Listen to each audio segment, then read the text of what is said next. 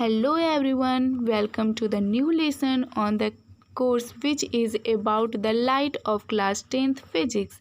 This course is presented by me Lovely Kumari. You can read more me from here. You can also rate, review, recommended and share the lesson if you liking them. You can also subscribe Crash Foundation. हम लोग first video में पढ़ चुके हैं introduction of light, type of object, luminous object, non luminous object, transparent, translucent, opaque. ये सब हम लोग फर्स्ट वीडियो में बहुत ही डिटेल में कवर कर चुके हैं। ये हमारा लाइट का सेकंड वीडियो है और आज हम लोग पढ़ेंगे रिफ्लेक्शन ऑफ लाइट। देखिए रिफ्लेक्शन ऑफ लाइट का कुछ यहाँ पे इमेज है जिसको देख लीजिए और फिर आगे समझने में आसानी होगा। ये सन जो है वो अल्टीमेट सोर्स ऑफ लाइट होता है। यहाँ से इंसिडेंट रे आया और किसी सरफेस से टकराने के बाद ये जो रे रिफ्लेक्ट हो गया, इसी को बोलते हैं रिफ्लेक्शन ऑफ लाइट। ये देखिए टॉर्च भी एक लाइट का सोर्स है। टॉर्च से भी बहुत सारा इंसिडेंट रे आया और सरफेस पे टकराने के बाद, स्ट्राइक करने के बाद ये रे जो है वो रिफ्लेक्ट हो गया। ठीक है, इसी को बोलते हैं रिफ्लेक्शन ऑफ लाइट। देखिए अब हम लोग इसको डिफाइन करते हैं रिफ्लेक्शन ऑफ लाइट को। When light falls on a highly polished surface like a mirror, most of the light is sent back into the same medium. This process is called reflection of light. देखिए ये plane mirror हो गया, यहाँ पे incident ray आया, जैसे कि ये सन हो गया, ये लाइट का सोर्स है। ठीक है, यहाँ से इंसिडेंट रे आया और फिर सरफेस पे टकराने के बाद जो बाउंस बैक हो जाता है, इसी को बोलते हैं रिफ्लेक्शन ऑफ लाइट। अब आगे पढ़ने से पहले कुछ इम्पॉर्टेंट टर्म्स है जिसको समझ लेंगे तो आगे समझना हमारे लिए बहुत ही इजी हो जाएगा। जैसे इंसिडेंट रे क्या होता है, रिफ्लेक्टेड रे क्या होता है, नॉर्मल क्या होता है। वन बाय वन करके हम लोग सारे टर्म्स को अच्छे से समझ लेते हैं। सबसे पहले incident ray. The ray of light coming from a source are called incident ray. जो रे किसी सोर्स से आता है, जैसे सन हो गया एक लाइट का सोर्स, टॉर्च हो गया, तो ये जो सोर्स है इससे जो रे आएगा उसी को बोलते हैं इंसिडेंट रे। ठीक है, अब रिफ्लेक्टेड रे क्या होता है, the rays of light that get bounce back after striking a smooth polish surface are called reflected ray. अब ये इंसिडेंट रे आया और ये प्लेन मिरर है, यहाँ स्ट्राइक किया और यहाँ से बाउंस बैक जो रे हो गया, इसी को बोलते हैं रिफ्लेक्टेड रे। नॉर्मल क्या होता है, the perpendicular drawn on the present of incident is called normal. और ये इस मिरर से जो परपेंडिकुलर लाइन होता है ना, इसी को बोलते हैं normal. This perpendicular line are known as normal. आगे और भी कुछ इंपॉर्टेंट टर्म्स है जिसको समझ लेंगे तो हम लोग को laws of reflection of light पढ़ने में बिल्कुल आसानी होगा। जैसे एंगल ऑफ इंसिडेंस क्या होता है, पॉइंट ऑफ इंसिडेंस क्या होता है, angle of reflection, angle of glance. अब वन बाय वन करके ये चारों टर्म्स को समझते हैं। सबसे पहले angle of incidence. The angle between incidence ray and normal is called angle of incidence.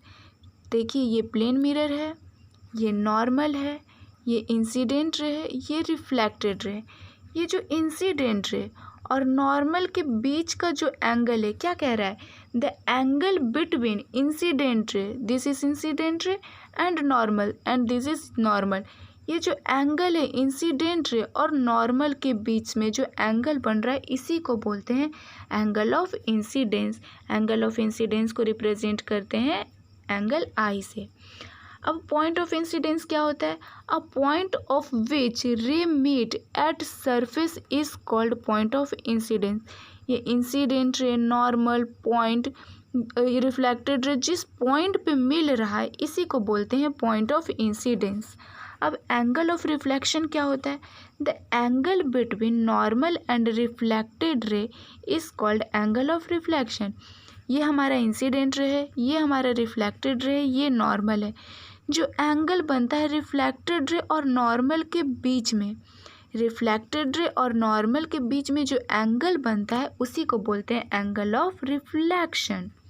अब एंगल ऑफ ग्लैंस क्या होता है, the angle between surface of plane mirror and incident ray is called angle of glance. ये angle जो है incident ray और plane mirror के बीच बनता है।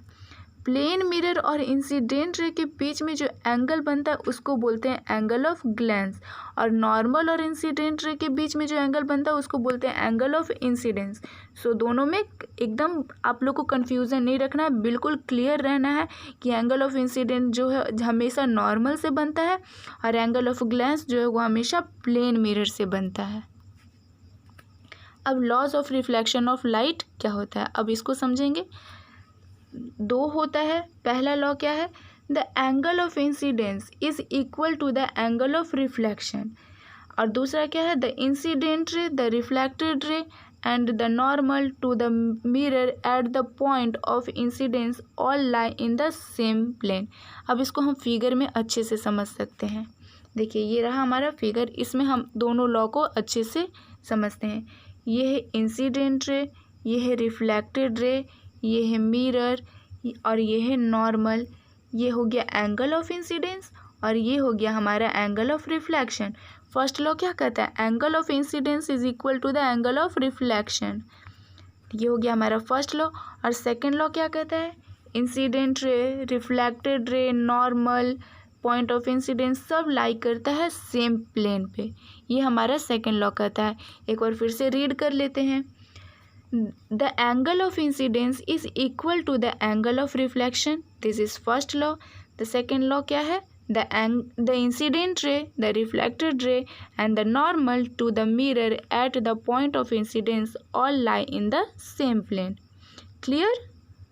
अब आगे regular reflection of light. A parallel beam of incident light is reflected as a parallel beam in one direction is called regular reflection of light. Just like देखिए ये plane mirror है और ये सन है, सन से बहुत सारा पैरेलल बीम ऑफ लाइट रे आया, ठीक है, और ये स्ट्राइक करने के बाद एक ही डायरेक्शन में, देखिए स्ट्राइक करने के बाद एक ही डायरेक्शन में जो रिफ्लेक्ट होगा इसको बोलेंगे रेगुलर रिफ्लेक्शन ऑफ लाइट। अब second point, regular reflection of light occurs only smooth surface like that of a plane mirror और highly polished metal surface. Regular reflection of light जो है वो हमेशा हाईली पॉलिश्ड सरफेस पे होगा, highly polished metal पे या फिर प्लेन मिरर पे, ठीक है। अब next, diffuse reflection of light. Diffuse reflection of light क्या होता है, a parallel beam of incident light is reflected in different direction.